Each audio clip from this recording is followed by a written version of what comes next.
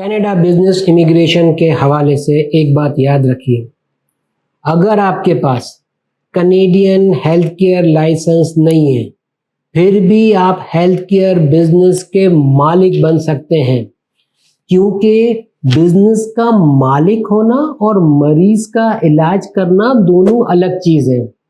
मिसाल के तौर पर ओंटारियो में नर्सिंग प्रैक्टिस करने या नर्स का प्रोटेक्टेड टाइटल इस्तेमाल करने के लिए college of nurses of Ontario की रजिस्ट्रेशन कानूनी शर्त है। इसलिए एक foreign trend nurse home care, senior support, medical supplies या केयर कोऑर्डिनेशन का बिजनेस मैनेज कर सकती है विदाउट लाइसेंस, लेकिन वो खुद क्लिनिकल नर्सिंग सर्विसेज सिर्फ उस वक्त दे सकती है जब उसके पास लाइसेंस्ड हो। मजबूत बिजनेस प्लान जब आप बनाएंगे बिजनेस इमिग्रेशन के लिए, तो आपको बताना पड़ेगा कि आपका उसमें रोल क्या है as an owner. Clinical care कौन देगा, लाइसेंस याफ्ता स्टाफ की सुपरविजन कैसे होगी। हेल्थ केयर एक्सपीरियंस एक मजबूत बुनियाद है, लेकिन फॉरेन एक्सपीरियंस जो होता है वो खुद ब खुद आपको लाइसेंस नहीं दिलाएगा। अगर आपको इस किस्म का बिजनेस जो है वो कनाडा में स्टार्ट करना है, तो आप हमसे कनेक्ट कीजिए। मैं आपको जो है वो बताऊंगा तमाम रिक्वायरमेंट और तमाम पाथवेज। कनाडा बिजनेस इमिग्रेशन के हवाले से आप होम केयर का बिजनेस कनाडा में खोल सकते हैं, लेकिन कुछ बातें आपने याद रखनी है। होम केयर की डिमांड देखकर कंपनी खोलना बड़ा आसान लगता है। असल मसला उस वक्त होता है जब रात 2 बजे स्टाफ की आपको कॉल जो है वो अटेंड करनी होती है। ओंटारियो में बहुत सारे लोग जो है वो प्राइवेट कंपनी से अपने खर्च पर होम केयर जो है वो ख़रीदते हैं, लेकिन हर होम केयर बिजनेस एक जैसा नहीं होता है। कुछ कंपनीज जो होता है कंपेनियनशिप, हाउस होल्ड सपोर्ट वगैरह प्रोवाइड करती है, जबकि दूसरी किस्म की जो कंपनियां होती है वो नर्सिंग, पर्सनल केयर या दूसरी क्लिनिकल सर्विसेज जो है वो प्रोवाइड करती हैं। जब आप इसका प्लान बनाएंगे जो कि बिजनेस प्लान है बिजनेस इमिग्रेशन के लिए, तो आपको एक लिमिट बताना बड़ी ज़रूरी है कि आपके पास जो होता है staff recruitment, shift coverage, background checks, training, insurance, client की प्राइवेसी और इमरजेंसी प्रोटोकॉल जो होता है आप अपने प्लान में ज़रूर शामिल करेंगे। सिर्फ ये कहना कि कनाडा में सीनियर बहुत ज़्यादा है और मैं उनका काम जो है वो चला लूँगी या चला लूँगा, तो ये एक मुकम्मल मार्केट रिसर्च नहीं है। असल सवाल ये है कि आपके पास ट्रस्टवर्दी स्टाफ आप कहाँ से लाएंगे, उन्हें वक्त पर आप तनख्वाह कैसे देंगे। अगर कोई वर्कर अचानक नहीं आया तो आप क्लाइंट की सर्विस कैसे कंटिन्यू रखेंगे। अगर आपको इस किस्म का कोई बिजनेस प्लान हमसे बनवाना हो, बिजनेस इमिग्रेशन में इंटरेस्ट हो, तो आप मुझसे कनेक्ट कर सकते हैं। अगर आप कनाडा में सीनियर कंपेनियनशिप का बिजनेस स्टार्ट करना चाहते हैं तो ये वीडियो ज़रूर देखिए।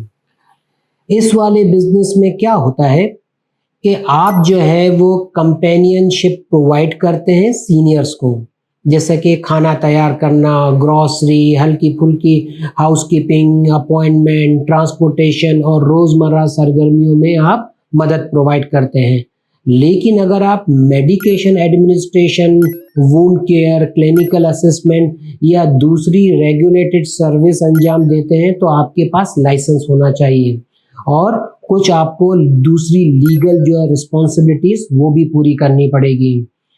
अगर आप जो है वो कनाडा बिजनेस इमिग्रेशन का कोई प्लान बना रहे हैं, तो उस प्लान में जो है वो बहुत सारी बातें आपने वाजे करनी है, जैसे कि सर्विस एग्रीमेंट में आपको ये बात बतानी होगी कि आप कौन सा काम करेंगे और कौन सा काम नहीं करेंगे, स्टाफ की स्क्रीनिंग कैसे होगी, क्लाइंट सेफ्टी, इमरजेंसी और इमरजेंसी कॉन्टैक्ट्स, इंश्योरेंस और कंप्लेन को किस तरह हैंडल करेंगे। ये तमाम चीज़ें जो है आपको अपने बिजनेस प्लान में बतानी होगी। कम इन्वेस्टमेंट देखकर जो होता है ये बिजनेस बड़ा आसान लगता है कि किया जा सकता है, लेकिन आपको ज़रूरत पड़ेगी ट्रस्टवर्दी वर्कर्स की, जो कि 24 घंटे ऑपरेशनल सपोर्ट जो है वो आपको प्रोवाइड करना पड़ेगा। अगर आप कनाडा में बिज़नेस इमिग्रेशन चाहते हैं तो आप डे केयर का बिज़नेस कर सकते हैं, लेकिन कुछ बातें आपने याद रखनी है। याद ये रखनी है कि जब आप बिज़नेस स्टार्ट करते हैं तो अगर आपने फ़र्ज़ कीजिए कि जगह ले ली, रिनोवेशन भी शुरू कर दी, लेकिन अगर बाद में ये पता चले कि आप जो है वो 5 से ज़्यादा बच्चे रख ही नहीं सकते, तो फिर आपको जो है वो बहुत ज़्यादा डिसअपॉइंटमेंट होगी। क्योंकि याद रखिए कि ओंटारियो में 5 से ज़्यादा बच्चों की केयर के लिए आपको लाइसेंस दरकार होगा। डे केयर एक लाइसेंस जो है वो बिज़नेस है। आप उस बिज़नेस में जो है वो 13 साल से कम उम्र बच्चे अपने डे केयर में रखेंगे। आपको प्रोविंशियल की एक ये रिक्वायरमेंट है कि ये आपको जो है वो लाइसेंस लेना पड़ेगा, जिसमें 4 से 6 महीने लगते हैं और इसमें जो है वो बाज़ औक़ात जो है वो डिलेज़ भी होते हैं।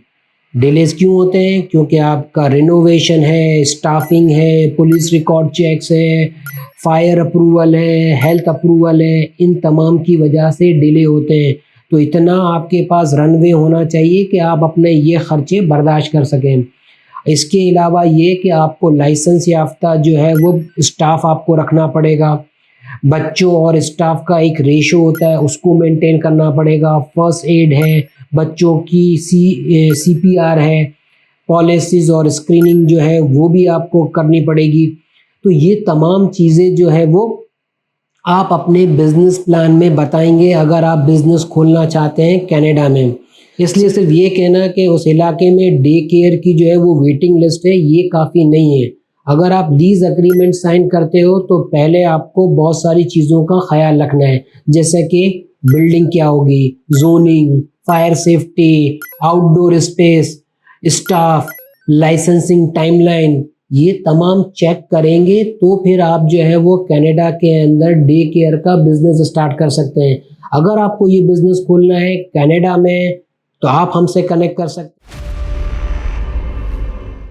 कनाडा बिज़नेस इमिग्रेशन के हवाले से आप health care recruitment company Canada में खोलकर कनाडा की बिज़नेस इमिग्रेशन हासिल कर सकते हैं, लेकिन ठहरिए, कुछ बातें जानना बहुत ज़्यादा ज़रूरी है। नर्सेस की शॉर्टेज सुनकर हेल्थ केयर रिक्रूटमेंट कंपनी जो है वो इस तरह मत खोल लें, क्योंकि कुछ रिक्वायरमेंट्स हैं जिसका आपको ख़्याल रखना है। ओंटारियो में बाज़ सूरतों में 1 नहीं 2 लाइसेंस जो है वो आपको चाहिए होते हैं। ये अभी 1 जुलाई 2024 से टेम्परेरी हेल्प एजेंसी और रिक्रूटर दोनों अलग-अलग लाइसेंस हैं और उसके तौर पे अगर आपको काम करना है तो आपके पास लाइसेंसिंग ज़रूरी है। अगर इसमें 2 किस्में हैं। अगर कंपनी वर्कर्स को खुद एम्प्लॉय करके क्लाइंट्स के पास भेजती है तो वो कहलाती है टेम्परेरी हेल्प एजेंसी। अगर कंपनी सिर्फ और सिर्फ एप्लीकेंट को तलाश करके एम्प्लॉयर से मिला रही है तो वो कहलाती है रिक्रूटमेंट कंपनीज। अगर दोनों काम करने हैं तो दोनों के लाइसेंस अलग अलग से आपको लेने पड़ेंगे। रिक्रूटमेंट लाइसेंस आपको जो है वो पैसे लेकर इमिग्रेशन एडवाइस देने की इजाज़त नहीं देता है। इमिग्रेशन सर्विसेज के लिए ऑथोराइज रिप्रेजेंटेटिव से ही आपको काम करवाना होगा। बिज़नेस प्लान अगर आप बनाते हैं तो आपको बहुत ही ज़्यादा ख़्याल रखना है, कुछ चीज़ें उसमें होना बहुत ही ज़्यादा ज़रूरी है। बिज़नेस प्लान में आप बताएंगे कि पेरोल, लाइसेंसिंग, क्लाइंट के कॉन्ट्रैक्ट्स, वर्कर कंप्लायंस और कैश फ्लो आप कैसे करेंगे, ये तमाम चीज़ें आप बताएंगे। अगर ये वाला बिज़नेस आपको कनाडा में करना है तो आप मुझसे कनेक्ट कर सकते हैं। कनाडा बिज़नेस इमिग्रेशन के हवाले से एक यूनिक कॉम्बिनेशन मैं आपको बताता हूँ। किसी के पास नर्सिंग और कंस्ट्रक्शन का तजर्बा है, हो सकता है वाइफ नर्स हो और हस्बैंड के पास कंस्ट्रक्शन का तजर्बा हो, तो आप मिलकर एक ऐसा बिज़नेस बना सकते हैं जो कि बहुत ही ज़्यादा शानदार है।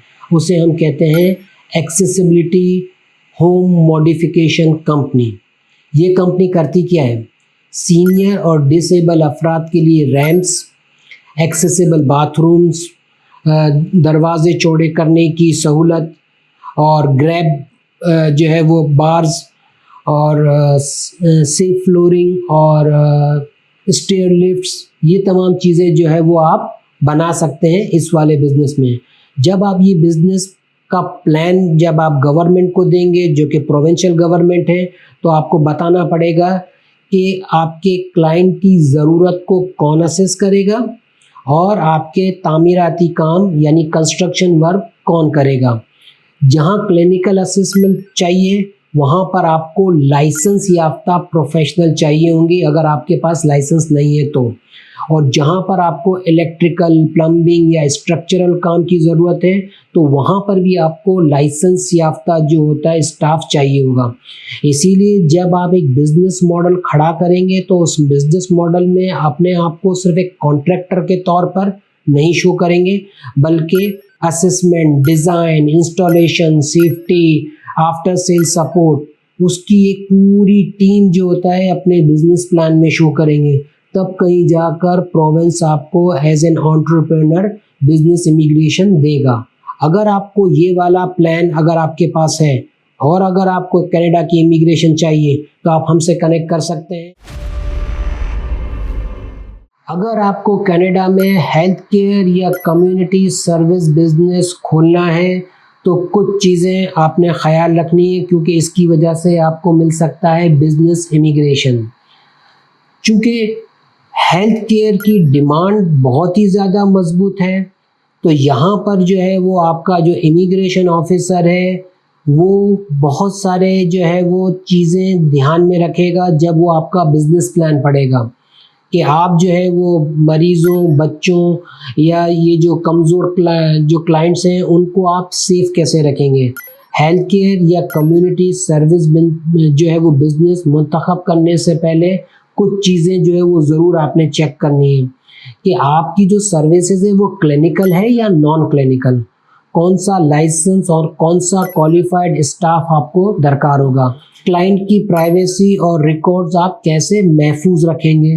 अगर कोई वर्कर ना आए तो सर्विस आप कैसे कंटिन्यू रखेंगे, और क्या आपके पास बहुत सारे महीनों की तनख्वाहें और ऑपरेशंस के लिए काफ़ी वर्किंग कैपिटल मौजूद है या नहीं है।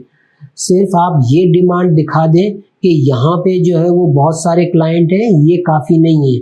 आपको बताना पड़ेगा अपने प्लान में कि सेफ्टी, कंप्लायंस, स्टाफिंग और कंटिन्यूड सर्विस आप जो है वो कैसे प्रोवाइड करेंगे। मैं हूं शौकत कमरुद्दीन हालानी, मैं हूं एक लाइसेंस कैनेडियन इमिग्रेशन कंसल्टेंट। अगर आपको ये बिज़नेस खोलने का इरादा है तो आप हमसे कनेक्ट कर सकते हैं। मेरा ऑफिस है टोरंटो में और एक ऑफिस है लाहौर में। Thank you very much.